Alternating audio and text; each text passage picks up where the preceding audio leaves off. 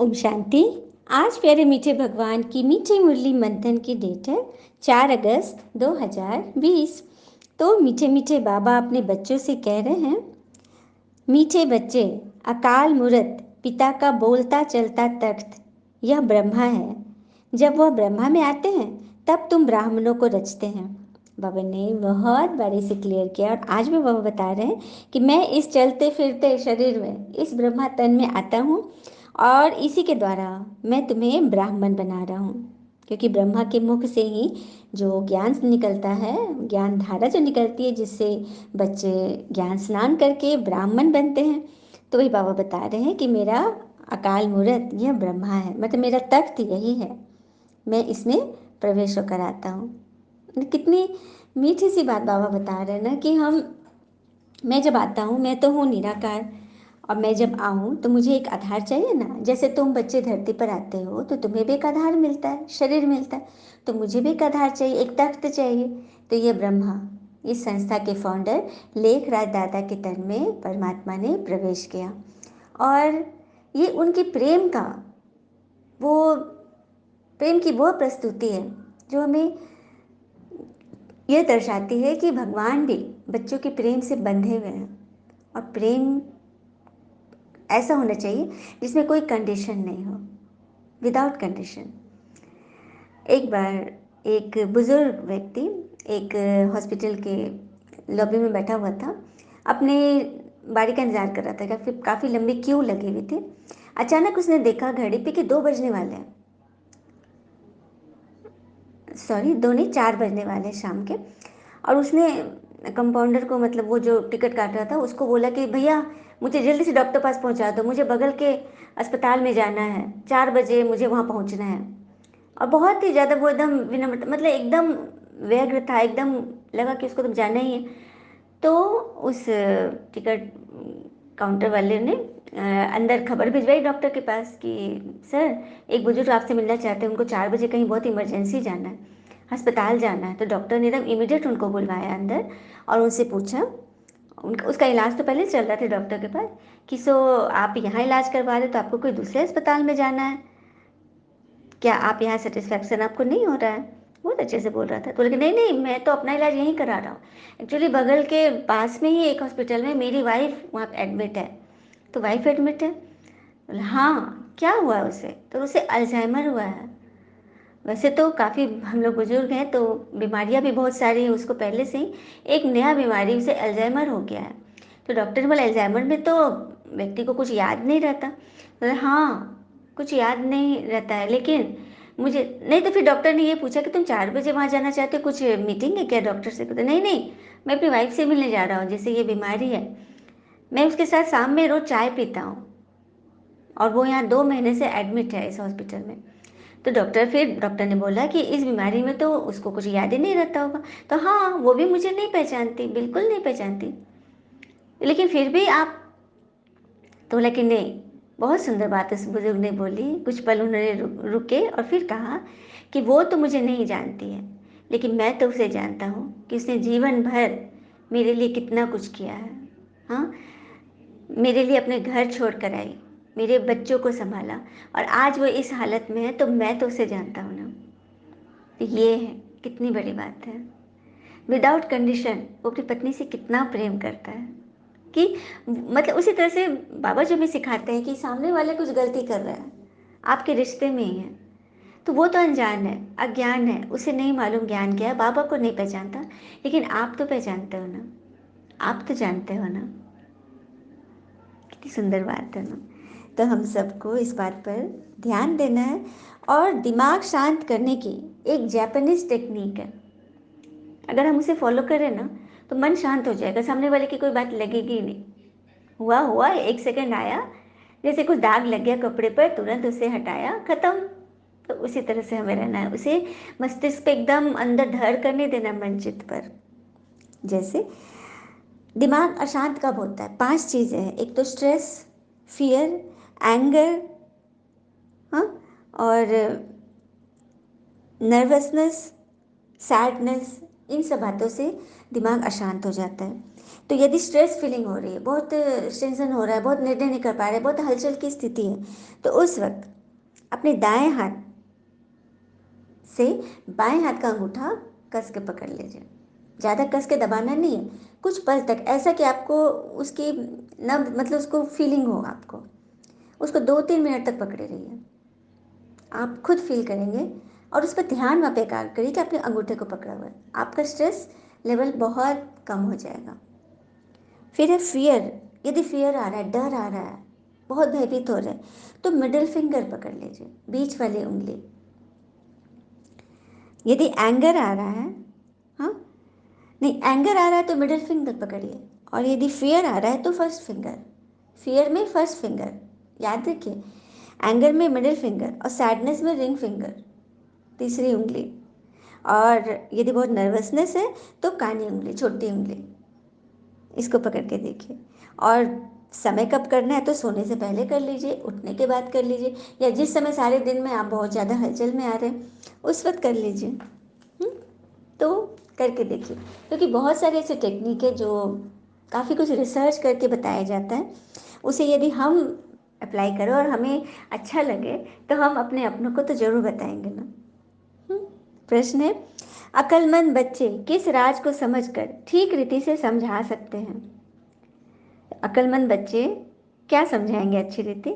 तो उत्तर है, ब्रह्मा कौन है और वह ब्रह्मा से विष्णु कैसे बनते हैं। प्रजापिता ब्रह्मा यहाँ है, वह कोई देवता नहीं है। सच बात है, ब्रह्मा जी का मंदिर एक ही है ना पूरे इंडिया में, पुष्कर में, और उनके चेहरे पर दाढ़ी मूंछ दिखाते हैं, जबकि देवी देवताओं की तो बिल्कुल एकदम क्लीन, देवी देवता में चेहरे में ज़्यादा फर्क ही नहीं लगेगा, मैंने इतने प्यारे होते हैं, एकदम निश्चल, निर्मल, सुंदर। लेकिन ब्रह्मा जी को सफ़ेद दाढ़ी मूंछ दिखाते हैं, इसका अर्थ है कि वह मनुष्य थे। तो यही तो बाबा बता रहे कि जो अक्लमंद बच्चे हैं वो बता देंगे कि ब्रह्मा, प्रजापिता ब्रह्मा के शरीर में दाढ़ी मूंछ दिखाते, उजले दाढ़ी मूंछ पके हुए, इसका अर्थ है कि वो मनुष्य थे जिनके तन में परमात्मा ने प्रवेश किया, है ना। तो ये राज अक्लमंद बच्चे बहुत अच्छी रीति समझाएंगे। घुड़सवारे और प्यादे तो इसमें मूंझ ही जाएंगे, सच बात है। बाबा कहते हैं ये युद्ध का मैदान है ना, जिसमें प्यादे भी है, घुड़सवार है, हाथी सवार है, बड़े बड़े रथ हैं।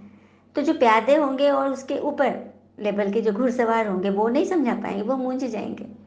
तो जो महारथी बच्चे, जो हाथी सवार है, हाँ, वो इस बात को अच्छी रीति समझाएंगे। तो सबको समझना है ना। गीत है आज की मुरली का, ओम नमः शिवाय, ओम नमः शिवाय, ओम नमः शिवाय, ओम नमः शिवाय। पितु मात सहायक स्वामी सखा, तुम ही सबके रखवाले हो। जिसका न कोई है साथी यहाँ, तुम एक जगत के सहारे हो। पितु मात सहायक स्वामी सखा, तुम ही सबके रखवाले हो। ओम शांति। हम गीत में तो गाते आएंगे, तुम ही माता पिता बंधु सहायक सभी कुछ, लेकिन सिर्फ थ्योरी पढ़ा, हमने प्रैक्टिकली यूज़ नहीं किया, क्योंकि परमात्मा यहाँ थे ही नहीं, अब वो आ गए हैं, तो हमें उनके साथ ये रिश्ते निभाने हैं, क्योंकि आत्मा का सर संबंधी तो सिवाय एक परमात्मा के और कोई नहीं है। अच्छा, मीठे मीठे बच्चों प्रति भगवान की नमस्ते। हम बच्चों की भी प्यारे शिव पिता को नमस्ते, और बाबा दिल से सभी आत्माओं की तरफ से आपको very very very good morning. बाबा कितनी अच्छी रीति हमें बताते हैं ना कि हमें जीवन में कैसे आगे बढ़ना है। अच्छा, मीठे मीठे बच्चों प्रति भगवान की नमस्ते। हम बच्चों की भी प्यारे शिव पिता को नमस्ते, और बाबा दिल से सभी आत्माओं की तरफ से आपको very very very good morning. धारणा के लिए मुख्य सार है, पहली पॉइंट, इस ड्रामा की हर सीन को साक्षी होकर देखना है। एक पिता की याद में मस्त रहना है। याद की यात्रा में कभी उमंग कम न हो। भगवान कह रही है, जो ड्रामा की जो सीन चल रही है ना, day to day, second to second, हाँ, ये सब कुछ एज इट इज़ है, जैसा पहले भी हुआ था हूबहू बहू रिपीट हो रहा है। तो इसको साक्षी होकर देखना है। जैसे हम कोई सिनेमा या ड्रामा देखते हैं तो कैसे देखते हैं, दर्शक बन के देखते हैं। उसमें हमारा कोई रोल नहीं होता है। हम, कोई कुछ खराब बोला तो हम उसको नहीं बोल सकते कि आप ऐसा मत करो, क्योंकि वो हमारी सुनेगा नहीं, क्योंकि उसका पार्ट फिक्स है। तो इस भाव से हमें देखना है। हाँ, तो जब हम ऐसा होकर देखेंगे, मतलब कर्तापन के भान से नहीं, हम निमित्तपन के का भान से देखेंगे, उसकी दृष्टि से देखेंगे कि हम तो निमित्त है, कराने वाला करा रहा, उनकी सीन चल रही है, डायरेक्टर के काम में हम हस्तक्षेप नहीं कर सकते। एक पिता की याद में मस्त रहना है, याद की यात्रा में कभी उमंग कम ना हो। क्योंकि कहते हैं ना, उमंग कम कब होता है, क्योंकि we always ensure our hands and spoons to be clean before serving food to ourselves और अदर्स। बट, हाँ, लेकिन हम ये इंश्योर तो करते हैं कि अपने हैंड और स्पून को साफ रखते हैं, खुद भी भोजन लेते हैं, सर्व करते हैं और दूसरे को भी देते हैं, तो उसकी सफाई का ध्यान रखते हैं। लेकिन हमें हमेशा ensure our heart and mind to be absolutely clean before offering our words to others. कितनी सुंदर बात है। मतलब हाथ और चम्मच बर्तन तो हम साफ रख लेते हैं, वो इजी है, लेकिन सबसे ज़रूरी क्या है, हमें अपने हार्ट और माइंड को एब्सोल्युटली साफ रखना, स्वच्छ रखना, क्योंकि उससे जो निकलने वाले वर्ड्स हैं, संकल्प है, वो हम दूसरे को परोस रहे हैं। हम्म? दूसरे को तो बाद में, पहले स्वयं को परोसते हैं। और हमारे मुख से, मन से जो बात निकलती है, वो सबसे पहले किसके थाली में परोसा जाता है? परमात्मा की थाली में, उनके पास जाता है। तो हमें अब अटेंशन रखना है ना कि हमारे मन से, वाणी से, कर्म से क्या निकल रहा है, बहुत ध्यान देना है। दूसरी पॉइंट है, पढ़ाई में कभी गफलत नहीं करना है। अपनी ऊंची तकदीर बनाने के लिए पवित्र जरूर बनना है। हार खाकर जन्म जन्मांतर के लिए पद भ्रष्ट नहीं कर लेना है। बाबा हमें जन्म जन्मांतर के लिए ऊंचा पद दिलाने आए हैं। हाँ, महाराजा महारानी बना रहे हैं स्वर्ग की, और हम हार खाकर एकदम पद नीचा पा ले तो माता पिता को अच्छा लगेगा क्या? कोई भी पेरेंट्स को अच्छा लगेगा कि उसके बच्चे को हमने इतना पढ़ाया, इतना पैसा लगाया, इतना उसे समझाया कि ऊंचा पढ़ाई पढ़े, ऊंची पद पाए, और वो एकदम नीचा पद लेगा या नहीं भी पाएगा, तो माँ बाप को तो दुख होगा ना। तो बस बाबा भी यहाँ पे तरस खाएंगे और क्या करेंगे, है ना। वरदान है, मैं आत्मा इस भृकुटी सिंहासन पर विराजमान एक चैतन्य ज्योति हूँ, इस शरीर की मालिक। ये शरीर मेरी गाड़ी है और मैं इसकी ड्राइवर हूँ।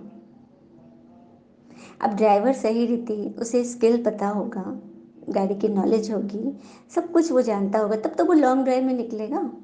और हमारी जीवन की गाड़ी लॉन्ग ड्राइव ही है ना, बचपन से लेकर बुढ़ापे तक का सफ़र। चलिए 60 मानते हैं मिनिमम एवरेज, तो 60 वर्ष तक तो चलनी है ना इस गाड़ी को। और उसमें ड्राइवर एक ही होगा। दुनिया में तो हम ड्राइवर बदली कर सकते हैं, ये ठीक नहीं है, वो नहीं वो, लेकिन ये ड्राइवर तो एक गाड़ी है, तो एक ही ड्राइवर है। जब गाड़ी हटेगी तभी ड्राइवर भी हटेगा। तो उस ड्राइवर को हमें कितना अच्छा से रखना है कि उसको कोई गलत खान पान ना हो, उसे गाड़ी चलाने की पूरी स्किल हो, और वो आध्यात्मिक हो। हम्म? ये बिल्कुल सत्य है ना कि जब भी मन बहुत ज़्यादा डिप्रेस होता है, एकदम इंटरनल हम एकदम टूट जाते हैं, मन करता है कि जैसे कि अब शरीर को ही ख़त्म कर लें, उस वक्त यदि कोई सच्चा दोस्त मिलता है और वो दोस्त यदि आध्यात्मिक होगा, तो हमें कभी भी गलत रास्ते पर जाने नहीं देगा। यहाँ तक कि बहुत बड़ी बड़ी बीमारियों से भी हमें छुड़ा लेगा, क्योंकि वो किससे जुड़ा हुआ है? उस परवरदिगार परमात्मा से। उसका मैसेज वो कन्वे कर रहे हैं, वो खुद रिसीव कर रहा है, वो औरों तक दान कर रहा है, इसमें उसका भी कोई बड़ाई नहीं है। वो तो मैसेज ले रहा है देने के लिए, है ना। तो इस भान से हम अपनी आत्मा को स्वीकार करें, उसका सदा शुक्रिया करते रहे कि वो है। तभी तो हम इस भाल पर, अभी राखी में, रक्षाबंधन में हमने भाल पर तिलक लगाया था ना, भाइयों को भी लगाते हैं, बहनें भी जब पूजा पाठ करती हैं तो मस्तक पे लगाती हैं ना, बिंदी लगाती हैं। तो ये किसका प्रतीक है? आत्मस्मृति का, कि मैं आत्मा हूँ, यहाँ पर विराजमान हूँ और मैं आत्मा हूँ, तभी मैं ये शुभ कार्य कर रही हूँ। अभी आत्मा निकल जाए, अच्छे चलिए, बहुत बड़ा पर्व अभी हमने मनाया, कल ही मनाया। यदि किसी घर में कुछ वैसा घटना हो जाए तो क्या उस घर में कोई तिलक लगाएगा? कोई पूजा काम होगा? थाली धरी की धरी रह जाएगी, कुछ भी नहीं होगा। क्यों? क्योंकि आत्मा नहीं है। आत्मा नहीं होगी तो सब कुछ अशुभ हो जाएगा। इसीलिए आत्मा हो तभी मैं शुभ तिलक लगाती हूँ, माथे पे बिंदी लगाती हूँ। कितनी बड़ी बात है ना। तो उस आत्मा का कितना मान रखना चाहिए। और जबकि उसके पिता परमात्मा भी आ चुके हैं और वो रोज उनसे शक्तियों से भर रही है और आत्माओं को दान कर रही है। तो सदा कुछ पल के लिए एकांत में रहें। सुबह का समय तो बहुत अच्छा है, उस पर कोई कार्य व्यवहार भी नहीं है और हम अच्छी रीति भगवान को याद कर सकते हैं, विश्व को योगदान देने के लिए, प्रकृति को, स्व प्रति, समाज प्रति, हाँ, विश्व प्रति। कितनी बड़ी जिम्मेवारी बाबा ने दी है हमें। तो बस आत्मा की खुशी सबसे बड़ी खुशी है। वरदान दिया बाबा ने, मन मना भव के महामंत्र द्वारा सर्व दुखों से पार रहने वाले सदा सुख स्वरूप भव। मन मना भव अर्थात मन को लुभाने वाले में सदा लगा के रखो। ये होता है ना दुनिया में भी, हमारा मन जिससे परस्पर मेल खाता है उससे हमें बात करने में, देखने में, सुनने में अच्छा लगता है, क्योंकि मेरे मन से दोनों का कनेक्शन जुड़ गया, दोनों के तार यहाँ वहाँ ट्रांसफ़र हो रहे हैं आपस में। तो उसी तरह से हम अपना मन लगा दें परमात्मा में, और परमात्मा तो हर चीज़ के सागर है, सुख शांति आनंद शक्ति। तो जिसके साथ हमारा मन लगा रहेगा तो उसकी करंट हम तक पहुँचेगी कि नहीं पहुँचेगी? पहुँचेगी ना। तो बस मन मनोभव का ये महामंत्र है, सब दुखों से हमें पार करेगा। जब किसी भी प्रकार का दुख आए तो मंत्र ले लो, जिससे दुख भाग जाएगा। जैसे उस बच्चे को साधु ने बताया कि इस ताबीज़ में एक महामंत्र छिपा है, लेकिन वो क्या था वास्तव में? वो हमारी मन की शक्ति थी, जिससे हम इतना बड़ा बड़ा काम कर लेते हैं। दुनिया गवाह, इतिहास गवाह है, कितने सारे बड़े बड़े इन्वेंशन, बड़ी बड़ी मतलब चढ़ाइयाँ लोगों ने मन की शक्ति से पार किया। तो जब भी कोई दुख आए तो यह मंत्र ले लो कि भगवान तो मेरे साथ है। स्वप्न में भी जरा सा दुख का अनुभव न हो, तन बीमार हो जाए, धन नीचे ऊपर हो जाए, कुछ भी हो जाए, लेकिन दुख की लहर अंदर नहीं आनी चाहिए। ये बहुत बड़ी बात है। आएगी दुख की लहर, लेकिन बस बाहरी सरफेस से टकरा कर चली जाएगी। जैसे कि तीर धनुष का वार हो रहा है युद्ध में, और जो ताकतवर है उसके पास भी है उसे उससे उससे भारी, उससे तेज अस्त्र, तो सामने वाले का अस्त्र आकर के उस हमारे अस्त्र से टकराकर वापस लौट जाता है, या चूर चूर हो जाता है ना। तो बस वही माया आएगी अटैक करने, लेकिन हार खा कर जाएगी, क्योंकि हमने अंदर तो लिया ही नहीं उस दुख की बात को। इसीलिए हम आत्मा ये कहते हैं कि कुछ भी बात हुआ सेकंड में उसे रफा दफा करो, वरना वो तुम्हें रफा दफा कर देगा। और यही होता भी है। जैसे सागर में लहरें आती हैं और चली जाती हैं, लेकिन जिन्हें उन लहरों में लहराना आता है वह इसमें सुख का अनुभव करते हैं। कभी ये न सोचना है कि कहते हैं ना कि एक व्यक्ति था, वो समस्या से बहुत घबराता था। समस्या आएगी तो मेरे साथ ये होगा वो होगा। अरे नदी आप तभी क्रॉस करोगे ना जब नदी के निकट पहुंचोगे। नदी आपसे कोसों दूर है और आप यहीं से सोचोगे मैं नदी कैसे पार करूंगा, कैसे पार करूंगा, है ना। यदि नदी के पास पहुंच भी गए, समस्या के पास, तो उस मन के स्विच सदा ऑन रखो, मन बुद्धि का स्विच ऑन रखो, परमात्मा के साथ मन मना भाव की स्थिति में रहो। तो फिर देखो, बाबा का काम है ना, जिम्मेवारी उनकी है, वो संभाल लेंगे। आप तो छोटे बच्चे, आप क्यों दिमाग लगाते हो? छोटे बच्चे दिमाग नहीं लगाते, वो तो खेलते हैं, मौज करते हैं। तो बस समस्या की, दुखों की, चिंता की लहरों में लहराना सीख जाओ, तो फिर पार तो होना ही होना है। जो सागर के बच्चे सुख स्वरूप हो तो दुख की लहर कैसे आती है? मतलब पिता में निश्चय में कमी है, तभी दुख की लहर आ रही है, मूंझ रहे हो, चेकिंग करो अपनी। चेक एंड चेंज बाबा कह रहे हैं। स्लोगन है, हर संकल्प में दृढ़ता की विशेषता को प्रैक्टिकल में लाओ तो प्रत्यक्षता हो जाएगी। संकल्प सभी करते हैं, बाबा मुरली चली, हम तो ये सब करके रहेंगे, बिल्कुल करेंगे, लेकिन वो बिल्कुल सोडा वाटर जैसा हो जाता है। सुबह में पूरा चढ़ा, शाम तक बिल्कुल ठंडा हो गया। तो बस उसमें दृढ़ता का स्टैंप लगाना है, तभी भगवान की प्रत्यक्षता होगी। ईश्वर आ चुके हैं, आपके आचरण से लोग समझेंगे, आपकी वाणी से नहीं, आपकी जिद से वो सिद्ध नहीं हो सकती, है ना। अच्छा, ओम शांति। शुक्रिया मीठे बाबा, वो बाबा के प्यारे प्यारे बच्चे। थैंक यू बाबा। All is well always. Om Shanti.